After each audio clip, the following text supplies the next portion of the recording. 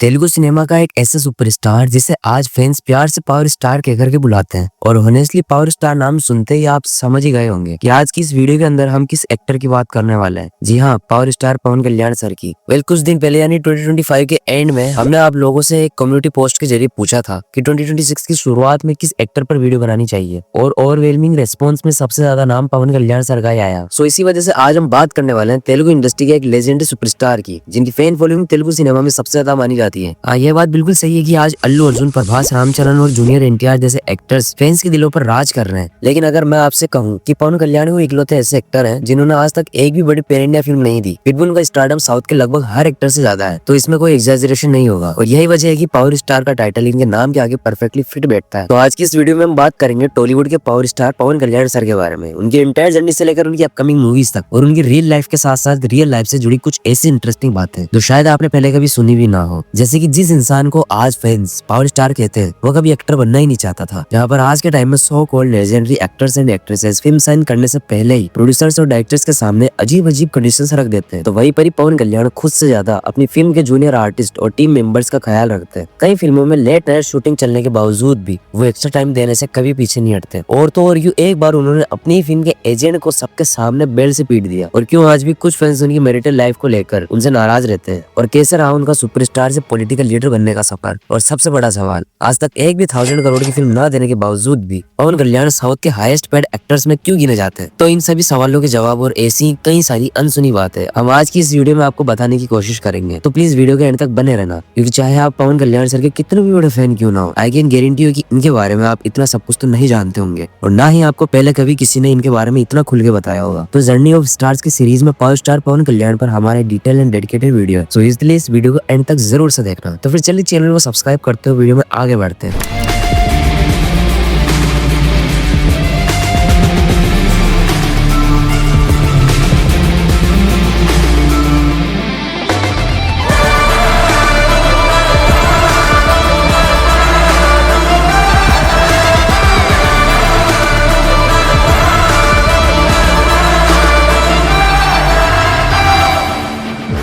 So guys, पवन कल्याण का असली नाम है कोनिडेला कल्याण बाबू, और इनका जन्म हुआ था 2 सितंबर 1971 को बापतला, आंध्र प्रदेश में। ये वो एक कोस्टल टाउन है जहाँ से उनकी जिंदगी का फाउंडेशन बना। सिंपल सराउंडिंग्स, ग्राउंडेड अपब्रिंगिंग और एक strong middle class value system. Schooling की बात करें तो पवन कल्याण का बचपन काफी जगह शिफ्ट होता रहा, क्योंकि उनके फादर कोनिडेला वेंकट राव एक पुलिस ऑफिसर थे। इसी रीजन से उन्होंने अपनी स्कूलिंग डिफरेंट सिटीज में करी, बट ज्यादातर एजुकेशन नेलोरे के एसटी जोसेफ हाई स्कूल से हुई। पढ़ाई में वो टॉपर टाइप नहीं थे, पर जो चीज उनमें शुरू से दिखती थी वो थी उनमें डिसिप्लिन और फिजिकल ट्रेनिंग का क्रेज। कॉलेज लाइफ, और बोलूं तो पवन कल्याण ने कभी ट्रेडिशनल कॉलेज डिग्री को कभी चेस नहीं किया। उनका इंटरेस्ट किताबों से ज्यादा बॉडी, माइंड और सेल्फ कंट्रोल में था, और यही साथ ही उनकी सबसे ज्यादा अंडररेटेड साइड मार्शल आर्ट्स। पवन कल्याण प्रोफेशनली ट्रेंड मार्शल आर्टिस्ट थे। उन्होंने कराटे ट्रेनिंग चित्तूर में की, और वो ब्लैक बेल्ट होल्डर है। ये कोई पीआर स्टोरी नहीं है, ये रियल बात है। और इसी वजह से उनकी स्क्रीन प्रेजेंस में भी एक रॉ पावर दिखाई देती है। और हाँ, अगर तुम सोच रहे हो कि उन्होंने कोई एक्टिंग स्कूल ज्वाइन किया था, तो क्लियर कर देता हूँ, पवन कल्याण ने कभी कोई फॉर्मल एक्टिंग स्कूल अटेंड नहीं किया। उनकी एक्टिंग कम्प्लीटली इंस्टिंक्ट, ऑब्जर्वेशन और रियल लाइफ इमोशन से आई है। मतलब जो स्क्रीन पे दिखता है वो फेक नहीं लगता, क्योंकि वो एक्टिंग नहीं बल्कि रिएक्शन होती है। अब इनकी फैमिली बैकग्राउंड की बात करें तो पवन कल्याण बिलोंग करते हैं लेजेंडरी कोनिडेला फैमिली से। वो मेगा स्टार चिरंजीवी के यंगर ब्रदर है, और प्रोड्यूसर एक्टर नागेंद्र बाबू उनके बड़े भाई है। लेकिन यहीं पर ही एक इंटरेस्टिंग पार्ट भी आता है। इतने बड़े फिल्मी बैकग्राउंड के बावजूद पवन कल्याण ने कभी अपने भाइयों का नाम यूज करके शॉर्टकट नहीं लिया। He walked his own path at his own pace. उनकी पर्सनल लाइफ भी काफी ज्यादा लेट रही है। पवन कल्याण की पहली शादी हुई थी नंदिनी से, जो लेटर डिवोर्स पर एंड हुई। उसके बाद उन्होंने एक्ट्रेस रेणु देसाई से शादी करी, जिनसे उनके 2 बच्चे हैं, अकीरा नंदन और आद्या। रेणु देसाई से सेपरेशन के बाद पवन कल्याण ने अन्ना लेजनेवा से शादी करी, जो कि ओरिजिनली रशियन है।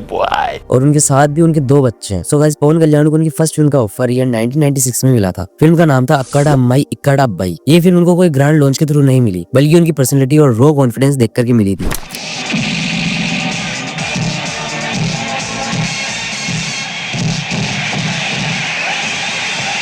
फिल्म बॉक्स ऑफिस पर कोई बड़ा धमाका नहीं कर पाई, ना हिट बनी ना ही बड़ी फ्लॉप, बस एक एवरेज स्टार्ट था। लेकिन इंडस्ट्री ने नोटिस कर लिया कि ये बंदा अलग है, डायलॉग कम बोलता है बट फील ज्यादा देता है। बट फिर इनका रियल टर्निंग पॉइंट आया साल 1998 में, जब पवन कल्याण ने गोकुल अमलो सीता फिल्म करी। इस फिल्म के अंदर उनका कैरेक्टर थोड़ा मिस्टीरियस, थोड़ा इमेच्योर और बहुत ज्यादा रिलेटेबल था। ऑडियंस को लगा जैसे स्क्रीन के ऊपर उनका खुद का अपना दोस्त खड़ा हो। और इसका रिजल्ट क्या रहा पता है? फिल्म हिट रही और पवन कल्याण सडनली यूथ के फेवरेट बनने लगे। और इसी साल आई सुस्वागतम, एक इमोशनल लव स्टोरी, जहाँ पर पवन कल्याण ने इंटेंसिटी दिखाई। दिखाई। ये फिल्म भी हिट रही और क्रिटिक्स ने पहली बार ये मान लिया कि ये सिर्फ स्टाइल नहीं, ये बंदा सब्टेंस भी रखता है। और फिर आता है वो मोमेंट जो उनकी लाइफ ही नहीं बल्कि तेलुगु सिनेमा की यूथ कल्चर को चेंज करके चला गया। 1998 की फिल्म थोली प्रेमा, ये मूवी सिर्फ हिट नहीं थी, ये फिल्म एक फिनोमेना थी। कॉलेज रोमांस, इनोसेंस और हार्ट ब्रेक सब कुछ इतना रियल लगा कि लोग आज भी इस फिल्म को नॉस्टैल्जिया के साथ याद करते हैं। ये फिल्म ब्लॉकबस्टर बनी और पवन कल्याण ओवरनाइट एक रोमांटिक आइकन बन गए। और इसी फिल्म के बाद में उनको national award jury special mention भी मिला, जो कि उस टाइम पर एक यंग एक्टर के लिए काफी बड़ी बात थी। ये 1999 में रिलीज हुई फिल्म थमुडू, और इसी फिल्म से पवन कल्याण को पावर स्टार वाली इमेज का बेस पड़ा। बॉक्सिंग, भाई बहन के इमोशंस, अंडरडॉग स्टोरी, पवन कल्याण का ट्रांसफॉर्मेशन देखकर यूथ लिटरली पागल हो गया था। ये फिल्म इंडस्ट्री हिट बनी और इसी फिल्म के बाद में जिम्स भर गए, बॉक्सिंग ग्लोव्स फैशन बन गए और पवन कल्याण सिर्फ एक्टर नहीं रहे, वो मोटिवेशन बन गए। ये 2000 में आई बद्री, एक इंटेंस लव ट्रायंगल। यहाँ पवन कल्याण का एटीट्यूड, बॉडी लैंग्वेज और साइलेंस का यूज नेक्स्ट लेवल का था। ये फिल्म सुपर हिट रहती है और उनका silent lover with anger inside वाला इमेज और स्ट्रॉन्ग होता चला गया। इंटरेस्टिंग बात तो ये है कि बद्री के टाइम पर पवन कल्याण अपनी प्रोफेशनल लाइफ में भी काफी इंट्रोवर्टेड फेज में थे, जो स्क्रीन पर नेचुरली रिफ्लेक्ट हुआ। 2001 में आई खुशी, और हॉनेस्टली ये सिर्फ मूवी नहीं, एक इमोशन थी। लव, ईगो, फ्रेंडशिप, मिसअंडरस्टैंडिंग सब कुछ परफेक्टली बैलेंस था। पवन कल्याण का hair style, hand gesture, dialogues सब कुछ ट्रेंड बन गया था। फिल्म ब्लॉकबस्टर रही और आज भी उनकी मोस्ट लव्ड फिल्म्स में गिनी जाती है। खुशी के बाद उनका फैन बेस सिर्फ आंध्र प्रदेश तक ही सीमित नहीं रहा बल्कि ओवरसीज तक स्प्रेड हो गया। फिर आया थोड़ा सा अनएक्सपेक्टेड फेज। 2003 में जॉनी फिल्म रिलीज होती है, जिसको पवन कल्याण ने खुद डायरेक्ट किया था। ये फिल्म उनके लिए बहुत ज्यादा पर्सनल थी और पैशन प्रोजेक्ट थी।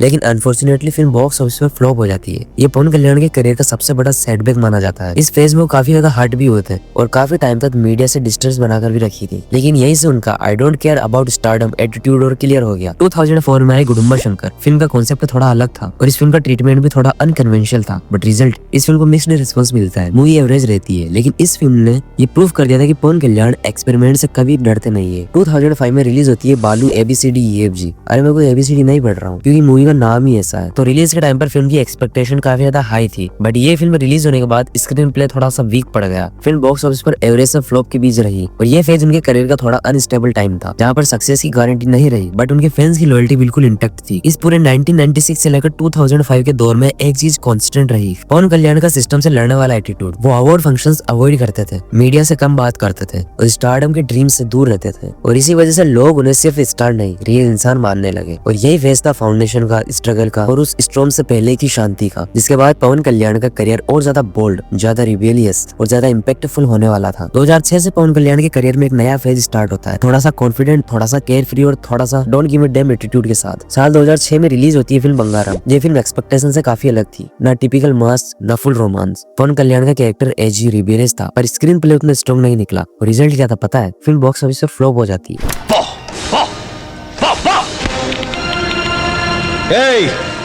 ఈ కత్తులు కొడవలు భయపడే వాళ్ళకి చూపించు। लेकिन इंटरेस्टिंग बात यह है कि बंगारम के बाद भी उनकी फैन फॉलोइंग कम नहीं हुई। लोग बोलने लगे मूवी बुरी हो सकती है पर पवन कल्याण नहीं, और इसी साल उन्होंने एक बोल्ड डिसीजन भी लिया और अन्नावरम फिल्म साइन करी। 2006 के एंड में ये फिल्म रिलीज होती है। ये फिल्म प्योर मास इमोशंस पर बेस्ड थी, village backdrop, brother sister sentiments और एंग्री यंग मैन अवतार। ऑडियंस को इनका ये पैकेज पसंद आया और फिल्म हिट रही। और ये मोमेंट वही मोमेंट था जहाँ पर इंडस्ट्री को लगा कि पवन कल्याण अगर चाहे तो प्योर मास एंटरटेनमेंट भी डिलीवर कर सकते हैं। 2007 में आए शंकर दादा जिंदाबाद, जो एक्चुअली चिरंजीवी के शंकर दादा MBBS का सीक्वल थी, बट इस फिल्म के अंदर पवन कल्याण सर का रोल थोड़ा सा केमियो टाइप का था। ईयर 2008 में पवन कल्याण ने वापस एक रिस्की चॉइस ली, फिल्म जलसा के साथ, और यहीं से उनका गेम फिर से पलट गया। जलसा में उनका कैरेक्टर एक एक्स नक्सलाइट का था, आइडियोलॉजिकल, सार्केस्टिक, विट्टी और डेंजरस कॉम्बो। ये फिल्म सिर्फ हिट नहीं थी, ये ब्लॉकबस्टर बनी। पवन कल्याण के डायलॉग्स, टाइमिंग और आइडियोलॉजी ने यूथ को इंस्टेंटली कनेक्ट कर लिया। जलसा के बाद लोग कहने लगे ये एक्टर नहीं ये सोच है। 2009 में रिलीज होती है फिल्म कोमारम पुली। इस फिल्म की एक्सपेक्टेशन भी काफी ज्यादा थी, patriotic angle, big budget, grand visual, but execution weak पड़ गया। फिर बॉक्स ऑफिस फ्लॉप रही। ये उनके करियर का एक और पेनफुल फेज था, क्योंकि कोमारम पुली को लेकर उन्होंने काफी होप रखी थी। इसी टाइम पर उनके फिजिकल हेल्थ इश्यूज की भी काफी ज्यादा बातें आने लगी, जो कि बाद में जाकर सीरियस डिसीजन का टॉपिक भी बनी। 2010 में आई 3 मार, जो एक मैच्योर लव स्टोरी फिल्म थी, थोड़ी स्लो थी, थोड़ी रियलिस्टिक थी। ये फिल्म रिलीज के टाइम पर एवरेज रही, बट इंटरेस्टिंग बात यह है कि 3 मार फिल्म को टाइम के साथ साथ कल्ट स्टेटस मिलता गया। आज भी लोग इस फिल्म को उनके मोस्ट स्टाइलिश रोमांस फिल्म में गिनते हैं। और इसी साल एक और फिल्म आई पुली। कॉन्सेप्ट फैंटेसी एक्शन का था, स्केल बड़ा बड़ा था, लेकिन स्क्रीन प्ले और वीएफएक्स उस टाइम के हिसाब से काफी ज्यादा वीक पड़ गया और रिजल्ट क्या होना था, ऑब्वियसली फिल्म फ्लॉप रही। 2010 के एंड तक पवन कल्याण एक अजीब जोन में आ चुके थे। फैंस उनके साथ में थे पर बॉक्स ऑफिस कंसिस्टेंट नहीं था। 2006 से लेकर 2010 का ये फेज पवन कल्याण के लिए एक्सपेरिमेंटेशन, फेलियर और आइडियोलॉजिकल मैच्योरिटी का टाइम था। ये वही साल थे जहां उन्होंने ये समझ लिया था इस तरह मूवीज उनका पर्पस नहीं है। इस दौरान उनके अंदर सिस्टम से लड़ने वाला माइंडसेट और भी ज्यादा स्ट्रॉन्ग होता गया, जो कि आगे चलकर पॉलिटिक्स में क्लियरली दिखेगा। तो ये था काल में बिफोर द स्टॉर्म। ఎందుకంటే నేను చచ్చిపోతే నాకు 6 అడుగులు నేల చాలు. ఈ జీవితాన్ని సంఘానికి త్యాగం చేస్తాం, ప్రజలకు త్యాగం చేస్తాం. ఒక నిర్దిష్టమైన ఆలోచన విధానంతో నేను ఇలా మీ ముందుకు వచ్చాను, పార్టీ పెట్టాను, దాని పేరు జనసేన.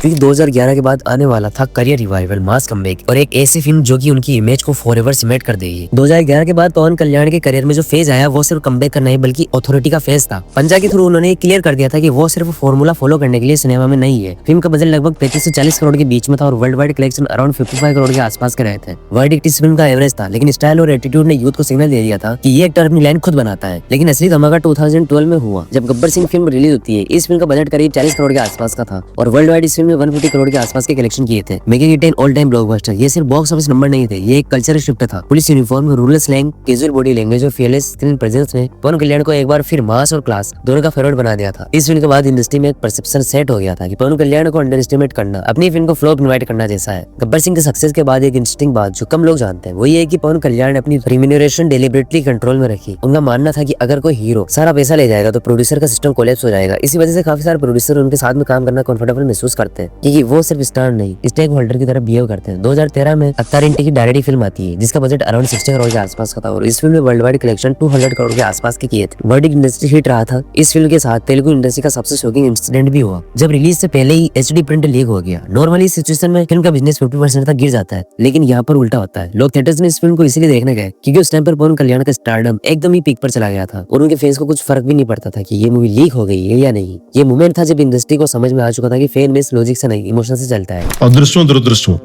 ఇంకా అతను మనం మోస్తూనే ఉన్నాం. తను ఉద్దునుకొని వదిలేసి ఒడ్డుకెళ్ళి ఎడుతావా, లేదంటే కొంచెం కష్టమైనా సరే మోసుకుంటూ తీసుకెళ్లి జీవితాంతం నవ్వుతూ బతుకుతాం. అది రాదురా, నీ పిచ్చిగానే అది రాదు.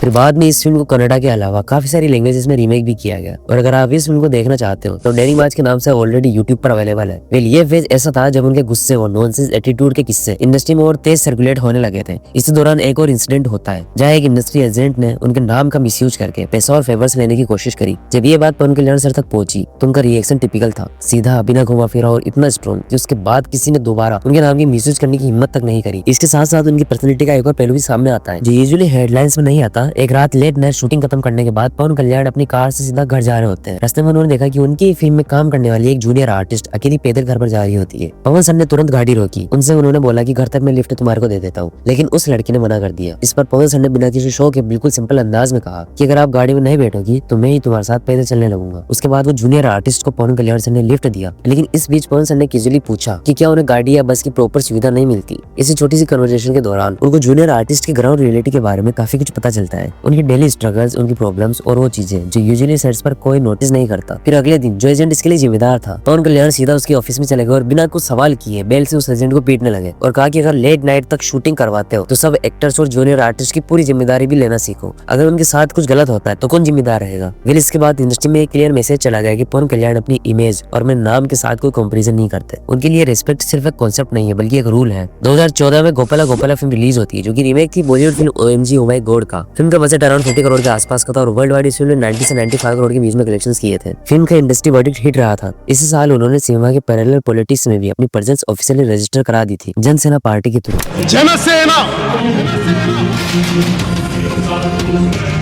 ఆయన ముందుకు నడిస్తే అది ఒక్క అడుగు కాదు, చాలా మంది కలిసి నడిచే ఒక అడుగు.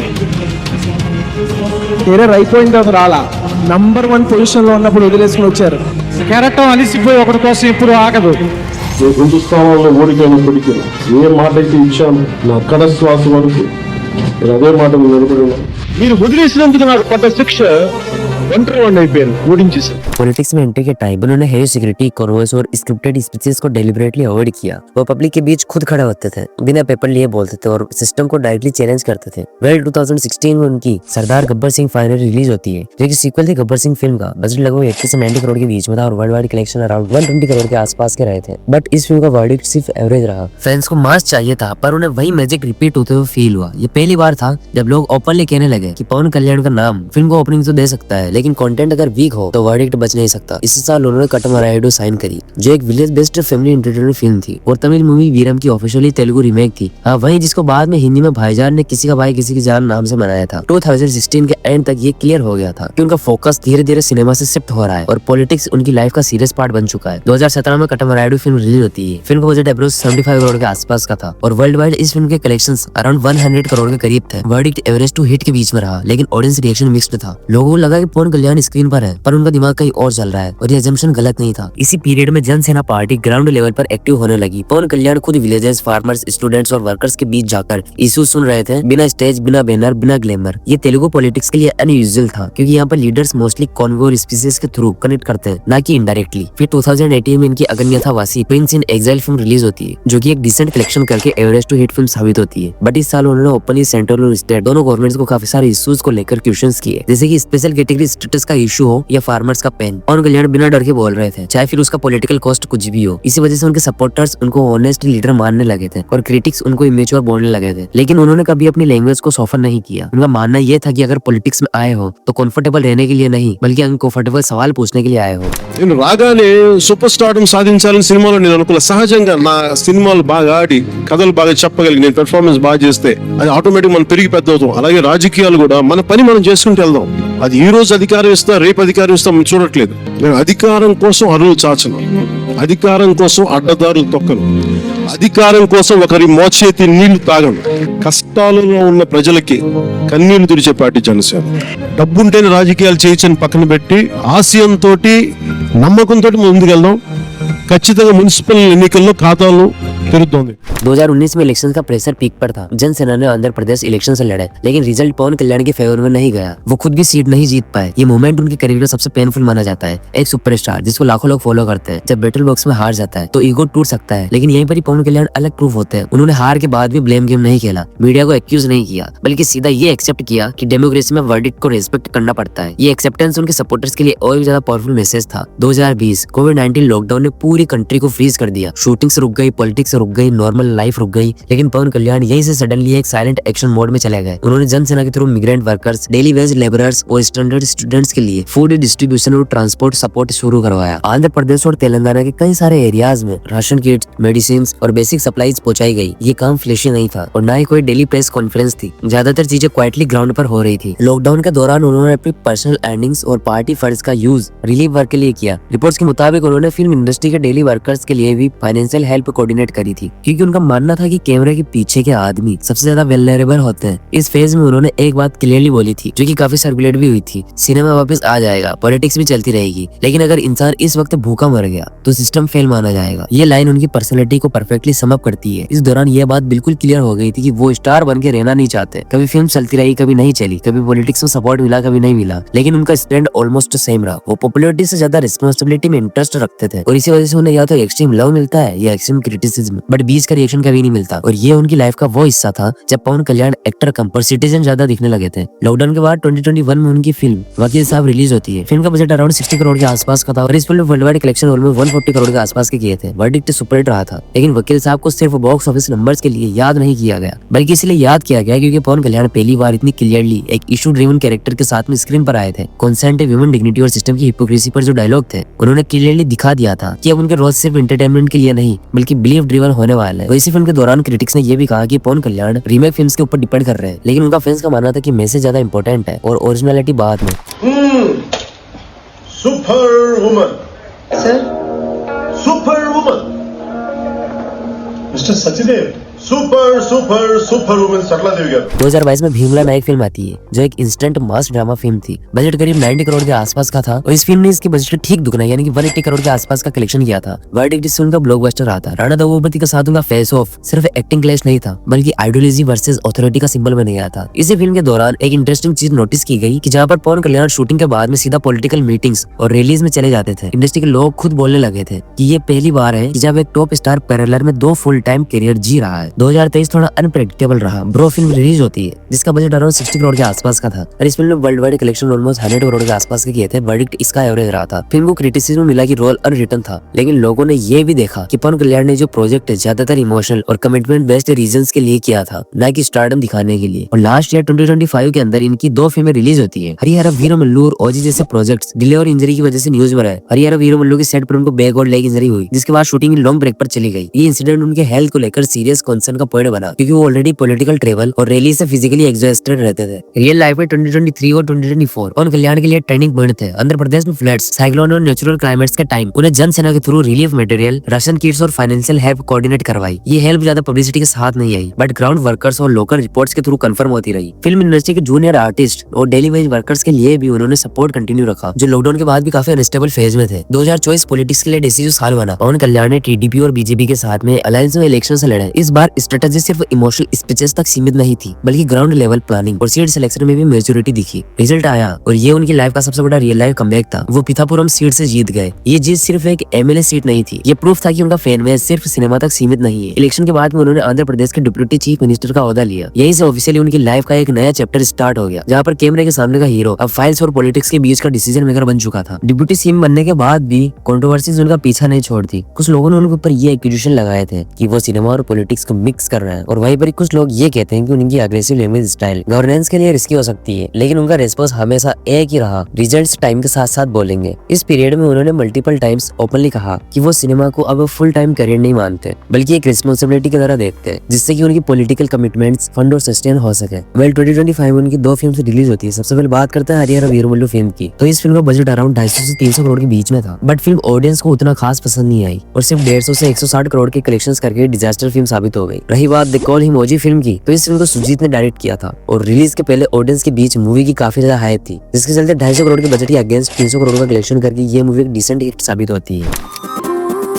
So guys, ये थी उनकी अब तक की रिलीज हो चुकी फिल्में। अब बात करते हैं उनकी कुछ अपकमिंग फिल्मों के बारे में, जो कि 2026 से लेकर 2027 के बीच में हमें देखने को मिल सकती है। ओजी के बाद सबसे पहला मेजर प्रोजेक्ट जो रिलीज होने के लिए रेडी है, जो कि उस्ताद भगत सिंह। इस फिल्म को डायरेक्ट कर रहे हैं हरीश शंकर, जो पवन कल्याण के साथ पहले भी काम कर चुके हैं। ये फिल्म एक प्रॉपर एक्शन ड्रामा फिल्म होने वाली है। इस फिल्म के अंदर पवन कल्याण एक पुलिस ऑफिसर के रोल में नजर आएंगे। कैरेक्टर्स का टोन अग्रेसिव और ऑथोरिटेटिव है, जो सिस्टम के अगेंस्ट खड़ा होता है। फिल्म का जॉनरा प्योर मास कमर्शियल फ्रेमवर्क में आता है, लेकिन सिर्फ एक्शन तक लिमिटेड नहीं है। इमोशंस, कॉन्फ्रोंटेशंस और स्ट्रॉन्ग डायलॉग्स इसकी बैकबोन है। और हाँ, कुछ रिपोर्ट्स की माने तो बताया जा रहा है कि ये फिल्म रीमेक है थलपति विजय की फिल्म थेरी का, बट इसके बारे में अभी कोई कंफर्म न्यूज सामने निकल के नहीं आई है। स्टार कास्ट में श्रीला, राशि खन्ना फीमेल लीड के रूप में नजर आएंगी, जबकि पंकज त्रिपाठी और आशुतोष राणा जैसे एक्टर्स नेगेटिव और ग्रे शेड्स रोल्स के अंदर फिल्म के अंदर डेप्थ देते हैं। शूटिंग का मेजर हिस्सा कंप्लीट हो चुका है और मेकर्स इसे 2026 अर्ली फेज में रिलीज करने का प्लान कर रहे हैं। इसके बाद पवन कल्याण की नेक्स्ट कंफर्म प्रोजेक्ट है PSPK29। फिलहाल ये प्रोजेक्ट डेवलपमेंट स्टेज में और प्री प्रोडक्शन स्टेज के अंदर है। डायरेक्टर के तौर पर सुरेंद्र रेड्डी का नाम इंडस्ट्री में स्ट्रॉन्गली सर्कुलेट हो रहा है और इस फिल्म का जॉनर और स्टोरी को लेकर अभी ऑफिशियली कोई डिटेल अभी रिलीज नहीं की गई है, लेकिन यह कंफर्म है कि ये एक फुल स्केल कमर्शियल एंटरटेनर होगी। PSPK29 का इंटेंशन ओजी और उस्ताद भगत सिंह के बाद पवन कल्याण के ऑन स्क्रीन इमेज को एक और नेक्स्ट लेवल पर लेकर के चला जाएगा। टेंटेटिव प्लानिंग के हिसाब से ये फिल्म 2026 के एंड तक या उसके बाद रिलीज हो सकती है, लेकिन एग्जैक्ट टाइमलाइन अभी लॉक नहीं हुई है। अब बात करते हैं सबसे ज्यादा डिस्कस टॉपिक की, ओजी पार्ट 2। द कॉल हिम ओजी के रिलीज होने के बाद ये सवाल नेचुरली उठता है कि क्या इसका सीक्वल आएगा या नहीं। इसका जवाब ये है कि OG 2 प्लान है, लेकिन अभी तक ऑफिशियली ग्रीन लाइट प्रोडक्शन में नहीं गई है। परवेज जी गंभीरा, हाथ दबोच उसका, हाथ दबोच।